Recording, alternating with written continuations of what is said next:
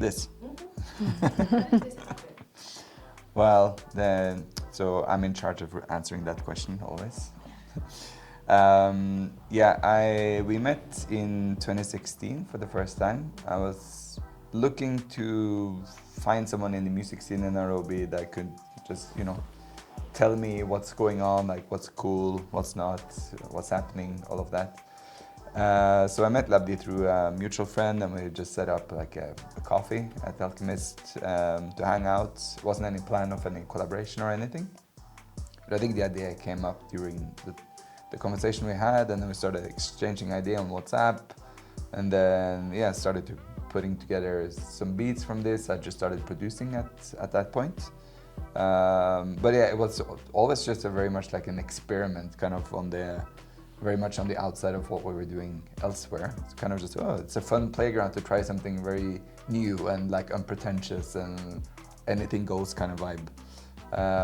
So we managed to like keep that kind of philosophy going, even though now it's become one of our like major outlets, artistic outlets.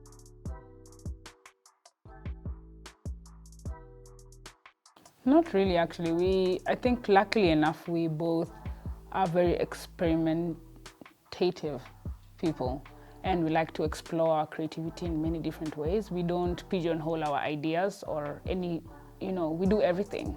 So we just did it for fun, and we love the craft, we love music, so we were just creating just for the fun of it. We didn't have a goal at the end, so it happened naturally, and I think that's how beautiful things happen. Yeah. I think it's for me it's this focus on the end goal or whatever. Like some people are very focused on this, like where do you want to reach or what's the end goal. I think the goal is now, what's happening, like this exchange, whatever is happening here and now, and then hopefully, of course, it's not that we don't have visions or don't want to go anywhere, but like for me, it's the process is the thing. That's the goal, in a way.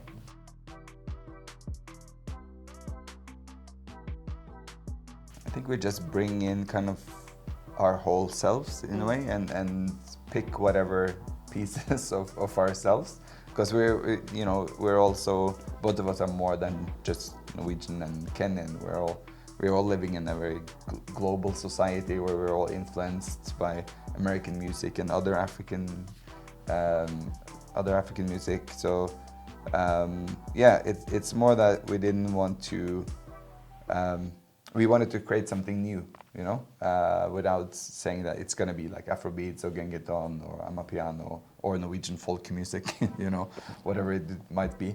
So it's just, we take bits and pieces of who we are and bring that together, and are making sure that we are collaborative on all levels. It's not just like I'm the producer and then Labdi comes in and she's the top liner kind of thing. It's very much like trying to make a proper fusion, which I think that's one of the things that we were conscious about in the beginning, because also you see that sometimes in cross-cultural collaborations, that these things can sort of fail when people are sticking too much to their own background, and just becomes these kind of like two expressions next to each other instead of like fusing into something new and exciting.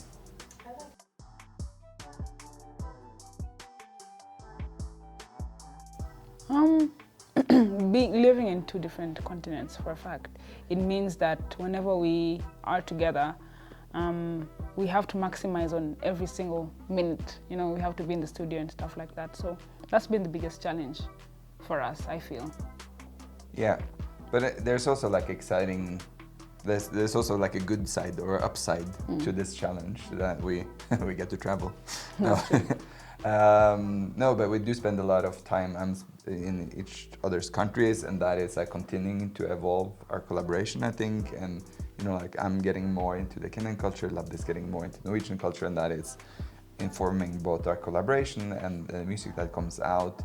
And we also have two natural markets to cater to, which is again a challenge, but also an exciting opportunity. It's nice to see how it's received. I wouldn't say it's received so differently, just that but the Norwegian market and the Kenyan market are very different, with different opportunities and different challenges. So.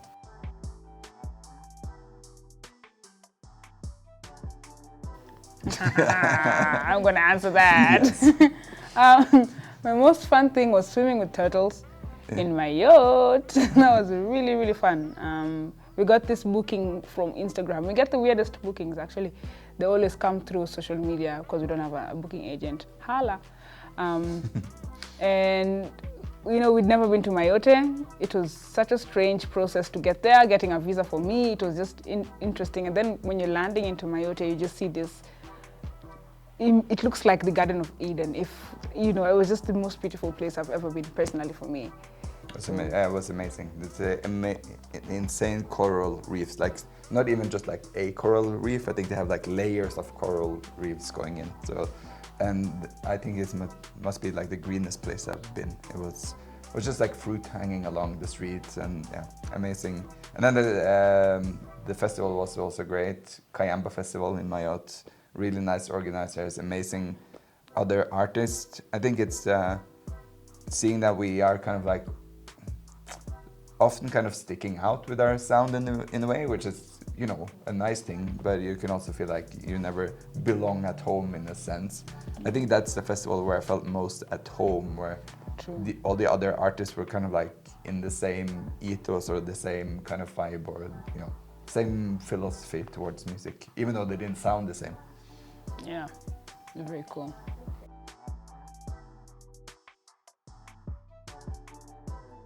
Just starting without thinking. Yeah.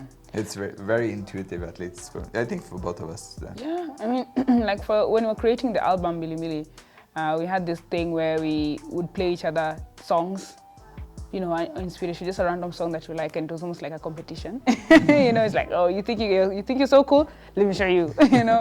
And really, we just try to be as fun as possible because you have to create so much in such short periods of time.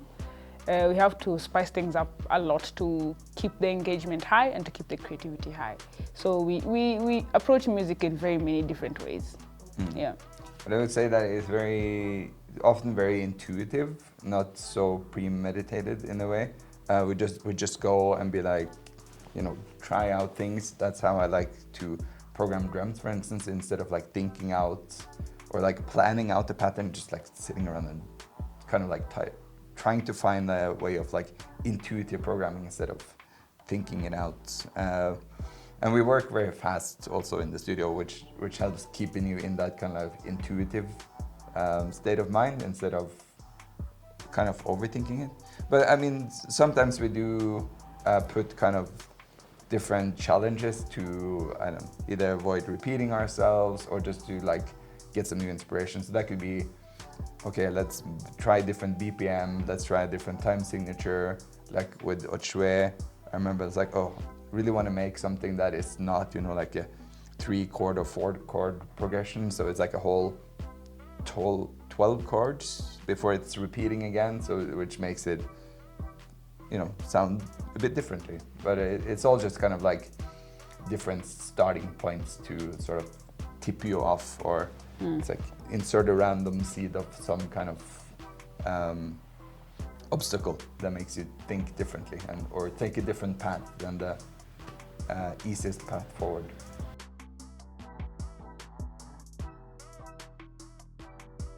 Our hairlines.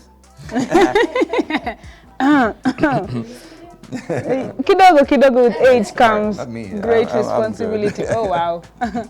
I mean, no, musically, I think we're very much the same. We try to just be as authentic as possible. I don't even know what that means, but I feel like somehow we're starting to know what we sound like. At the beginning we were just floating around and just trying everything and trying different things. At least now I feel, for me personally, we know what we sound like and we know what even our visuals are like. We know we have a vision that we adhere to. Yeah, both sonically and visually. Yeah. But I think a lot of that was established early on. Like we had a idea for a color palette that we're sort of sticking to already very early on. Some of the more like defining songs like Le Wangni Hotel and Kuchesa were the first ones that we made. So in a way, like there was a lot of things that solidified at the core in the beginning, and I think we have really worked a lot on refining everything else, and like having better production, being better at producing and mixing, and like putting a lot of effort into music videos and artwork, and also working with designer that has made outfits for us, putting more effort into the whole kind of visual profile, and all of that brand building sort of things, becoming a more holistic operation, if we can say that. I don't know. Yeah. But yeah, the musical core I felt was there at the beginning.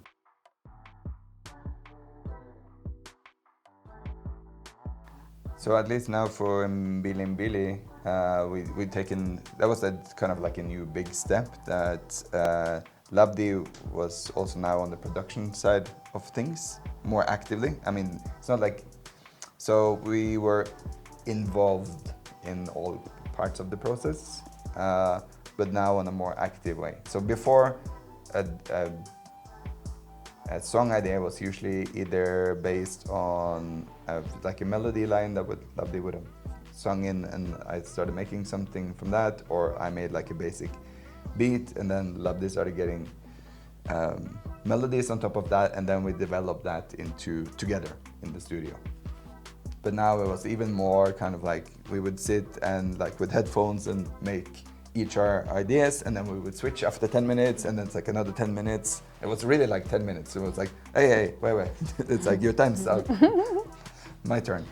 And then we even like collaborated now a bit more on the text side as well. Obviously I don't write in Luo or Swahili, but thematically at least. So it felt like the album was like a big step forward in integrating more of both of us in in all parts of Indonesia.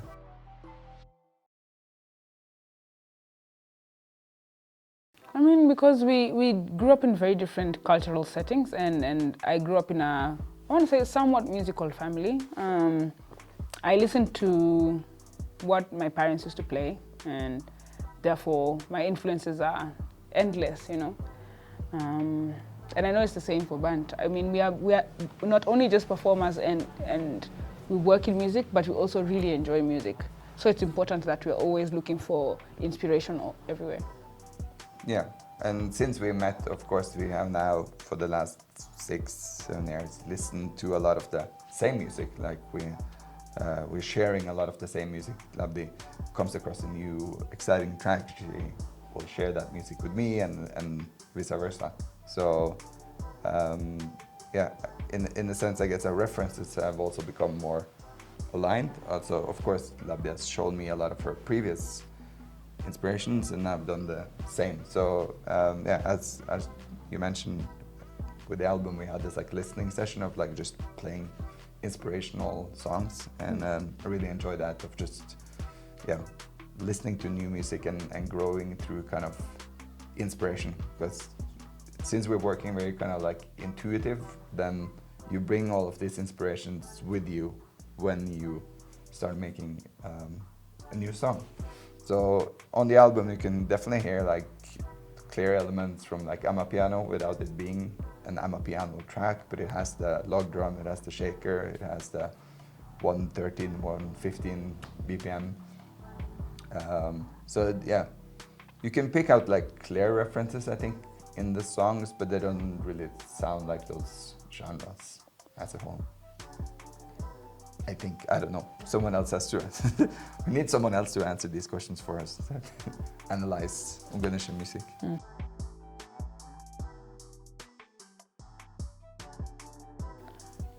If you're talking about the performance we had in Oslo, that was so much fun, man. We even had to run away from stage because we're being manhandled and they wanted us to keep performing, and we had already performed for like 1 hour and 20 minutes, thereabout. But it's such a blessing as an artist to see people enjoy your music so much so that they would love to spend more time just to listen to what you're doing. It went crazy, like people are taking off their t-shirts and just like, woo, Yeah, we literally had to run off the stage towards the end of the song. We're just like, Lab is like, come, let's go, and like ripping out our in-ears and running to the backstage. Yeah. So it's really just a blessing, to be honest. It was so much fun, and I'm so happy that we have such a great Oslo community, and our Nairobi community is great as well. So we're just trying to build it to grow bigger and bigger and bigger. Yeah, I think it's someone also said this, I think, on Sunday when we performed that shelter, that our music becomes alive in a very different way when we play live. And I think it's in that, even though, you know, as with electronic music, you are using a lot of tracks, so it's not live in the same way as with an acoustic band, but it still becomes alive because of the interaction with the audience, because of these vocal performances are obviously live, and like the elements that I add. But I think very much like in this, like just the gathering of people and people responding to the music and being together and just creating like a good old party. I know. Yeah, there's no party like an Unganisha party. That's true. Mm. You should test that theory out. Yes, I'm trying to convince Band to have another show in January, so let's see. We'll see. Let's see.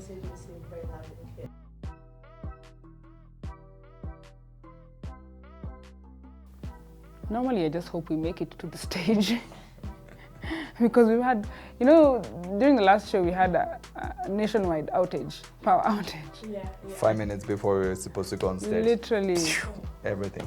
And we had to wait, and we were just like, oh, you know. So that's normally my biggest worry. But when I get on stage, personally, for me, I don't think of anything. I'm just trying to have a good time. And yeah, just trying to enjoy. As long as I'm having a good time, that's all that matters to me.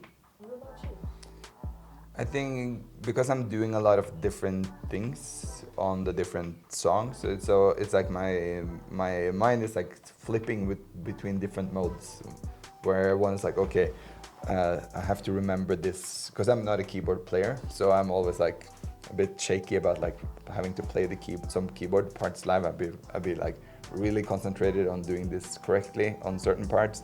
Other parts, it's like I can just enjoy, be in the music. So yeah, I'm always like trying to be as present in the music as possible, but there are certain things that like takes you out and become more like, have to be like analytical and make sure you're doing the right thing. But yeah, it's all about like trying to feel the audience and love the kind of like the energy in the room, so to speak, and be kind of in that. And it's difficult to grasp a hold of the present in a way, to enjoy, to not like have your mind wander back and forth. So and then even when you play for an hour and a half, the concert, time flies like this. So I'm just trying to like, you know, savor the moment.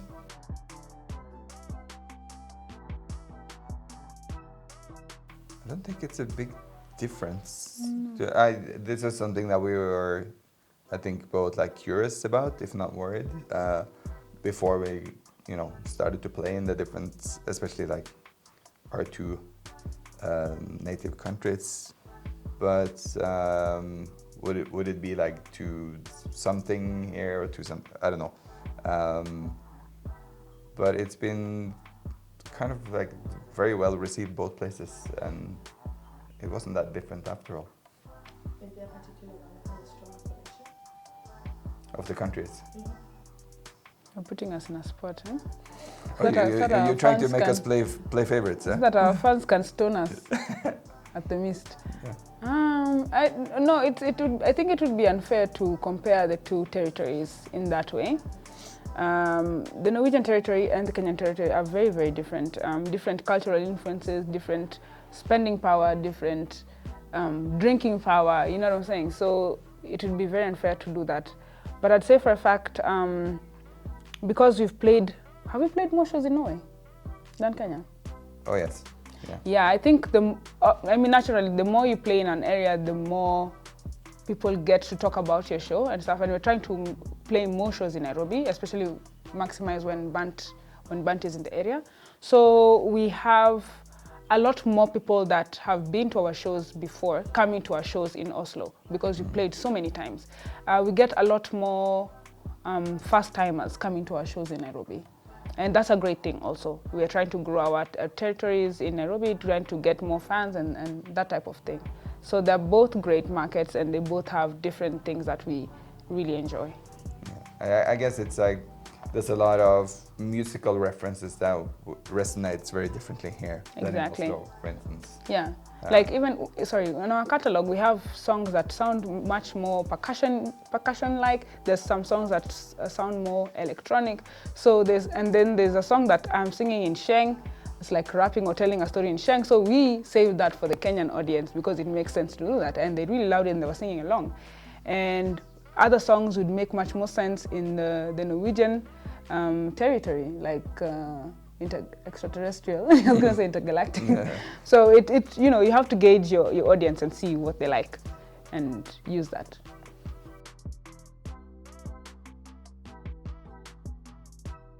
Fast and far. Fast and furious. Fast and furious.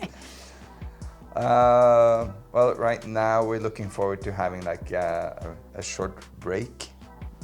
Well, apparently not, because Lovely is going to force me to play a concert. No, just... in January. It feels like now we put out the album, so we don't feel this... I feel before we always been like, okay, we need to like have another single.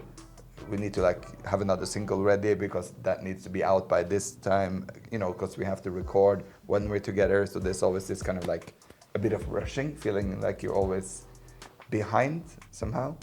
So I feel like now we have created a small pocket of space to just not stop creating, because we will just always keep on creating, but not feel rushed to continue and sit down and sort of think about the next steps in the creation part. On the more live part or what we're gonna do, we're looking forward to the festival summer in Europe next year. So we're gonna start working on that. Since we don't have a booking agent, we have to do it ourselves. It's not a big problem because we do everything ourselves. It's just that we're growing old. Okay, Yeah. Not really. I'm joking. No, so I think that's our next focus now. Is we're also looking to produce more music videos, work towards playing more live, also outside of Norway, so around in different countries in Europe. At least for the next year, I think that's are the main goals. Or maybe you have other goals. Rich, that's what Rich, yeah. No. For the next 5 years is we just hope to be in a space to create. I think that's the biggest blessing. All these other things will always come. Money will come, opportunities will come. But we really do need a booking agent because it's getting, when you're so involved in every part of the process, you can start to not enjoy the creative, because it all seeps into each other. So that's one of our biggest priorities, and it will work out. I think everything has worked out so far, and we are trusting the universe for everything.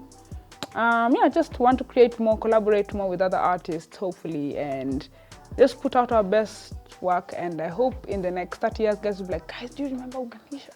Damn, they were so crazy, That would make me very happy. Or they'd be like, oh, guys, should we go see Unganisha tomorrow? Because we'll be still there playing. Okay, you're Really? gonna. Okay. Any money? Wait.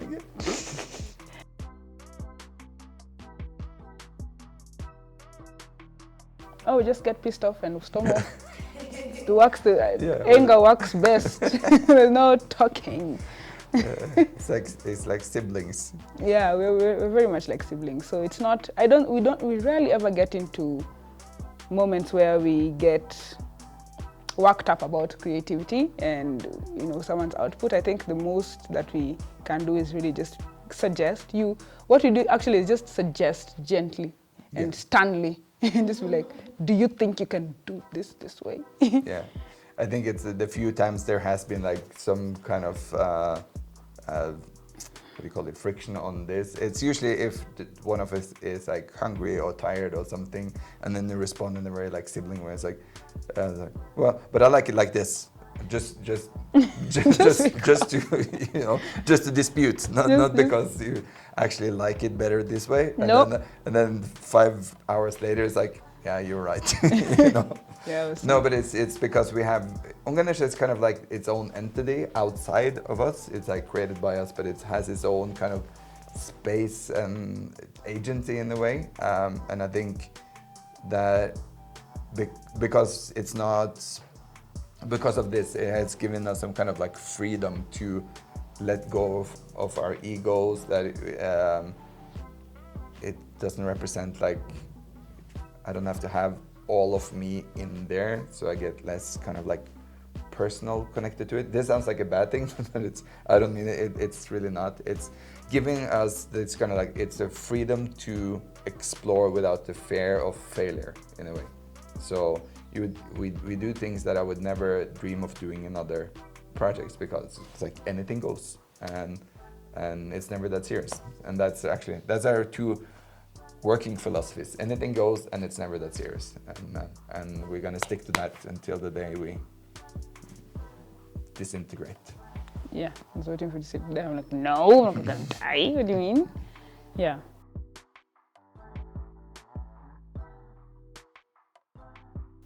I think our overall sound is very strange. Like even the first days, I remember one of the first concerts, a friend of mine came to the show and she was like, how do you feel? I was like, man, I don't know, this is weird. And then she came to our show like 4 years later, she was like, how are you feeling? Like, oh, it's great now. You know, just, you know, for me, from coming from, it was like nothing that I've ever heard. It was nothing. I didn't even, like the inspiration I had inside me was so different from what I was used to. And in traditional music is very 1, 2, 3, you know, and this is just like 88, 90, 75, you know what I'm saying? So it was really a huge adjustment. I think we both took such huge risks in trying to, and in being open and minded enough to try something new and to not have a genre to look into and be like, oh, you know, when you have a Amapiano, you can be like, oh, this is how Amapiano is created, so let's try and create that. We literally had nothing, no rules to go by, no one to look up to, no music to listen to refer to.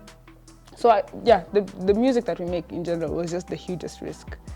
Yeah, the project as a whole, it's sums up I think exactly what you said, and I think the only idea I had before going in, or that we talked about early on, was that it's supposed to be fun.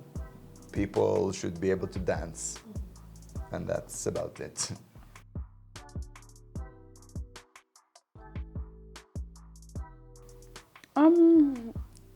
I can say that we live in a very box-like society, and people will often put you in a box because they are in the box themselves. They can only view you from the lenses they're using to view themselves. And that's a beautiful thing, because when you're an artist, I think that could be one of the worst things to do, is to listen to criticism and critique, especially if it's not beneficial, right? I don't think we've ever received bad reviews on our music. It's always like, that's what people say, like, it's interesting. a bit like, acquired taste kind of thing, but not like, this tasted horrible. And now I've gotten someone who's told me this music is horrible, you know, not on music, Indonesian music, just on some random project. So when people are not as excited about it as I am, it's okay, you know, because I'm not making it for them. I'm making it because I like it. Yeah, same. If people say that what I do is like too weird, that's the best compliment I can get. Exactly. I think that's one in all my collaborations, all my musical work. If there's one thing that comes back, it's like, how can I make this a bit weirder? It's like always looking for option to like nudge things, or but like not to the fact where the house just comes collapsing down, but like how much can I like rotate or skew or change the color of this, and it's still a recognizable house.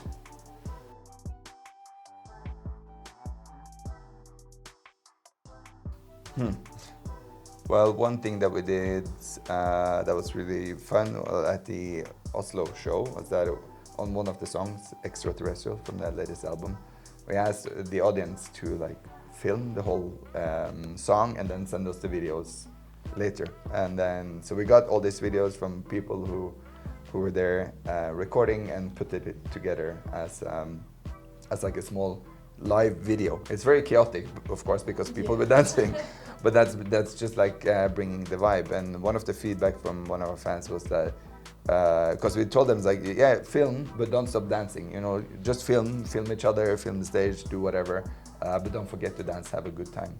And yeah, and he said that it was like, in a way, he felt like more included. It felt like it became like a communal thing. That, yeah, we're all here together, we're filming, and we're enjoying this together. So that was a fun experiment. Yeah, can you think of anything else? Yeah, I mean, we're trying to do TikToks. Okay, actually, not yeah. TikToks, but like we're trying to do more reels. We're trying to engage. I think that's a great way of people getting to know us, because we can be we're very awkward people, both of us. It's so unfortunate that there's no cool person. It's just weirdos. But but we're trying to just be our true selves on social media. We're trying our best, because social media is so fake, you know. And we always respond to messages. We get the weirdest messages nowadays.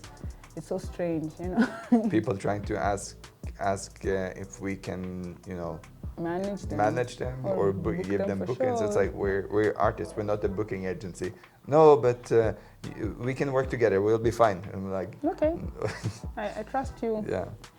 And then you get the random hi. So we just try to respond as fast as we can. Yeah. And talk to our fans, and yeah, just be appreciative. Make sure that the community is alive, because we are here because of community.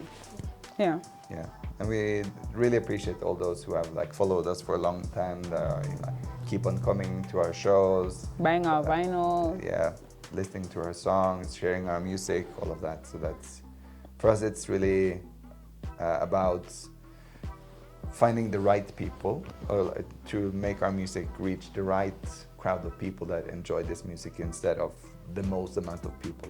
So it's not so interesting to like try to compete with, you know, the biggest names, or like reach the highest number of streams or whatever. I would rather like find those people that really get a kick out of this music. Because again, it's like, it is a bit weird, a bit acquired taste. But if you hit the right people, it will go directly home, and you'll have a fan for life.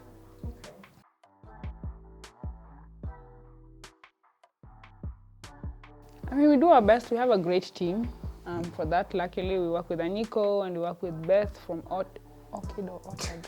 The Orchard. I never know. Yeah, we just started on this album. We started working with the Orchard for distribution, which is great to have someone, because before we used DistroKid for self-releases. We had a label in Norway for some time. That kind of, it stopped because of COVID. Yeah, now working with the Orchard and Beth, it's, you know, the album is just the first time we're working together, so we're still like figuring out how to do the collaboration in the best way. But it's really nice to have a team of very professional, dedicated, and enthusiastic people who believe in you. That feels very good, and to have someone who could, you know, reach the DSPs directly and all of that. So yeah, it's still very early on in that collaboration process, I feel, but looking forward to continue in the next year.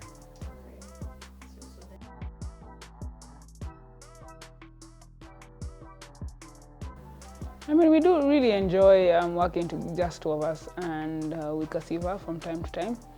And one of our rules, like this, that's the fun part is anything goes, but the serious part is also just quite as strong, maybe even more strong, is that we only work with people who are enthusiastic and professional. We don't like to work with people who are like, you know, it can be so interesting to meet some artists and they're like, oh, you know, taking time and stuff like that. We are very, very particular about our work. So hopefully in the future we can work with more people, but to be honest, we really enjoy doing it, the two of us. Yeah.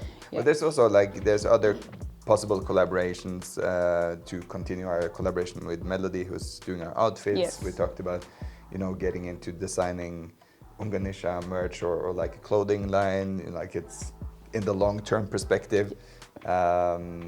We also want to make a computer game at some point. So then it would be, you know, nice to build a team around that. And also we have already like great people that we worked with on a music video, Greg and Tendai. But yeah, so there's like different avenues of collaboration outside the music part that we are also looking to maybe expand. I think we always open to collaborations, but it's not. Yeah, it has to be as Lab said, it has to be like really the right people. Because I mean, we're fine just being the two of us too, yeah, enjoying that awkward.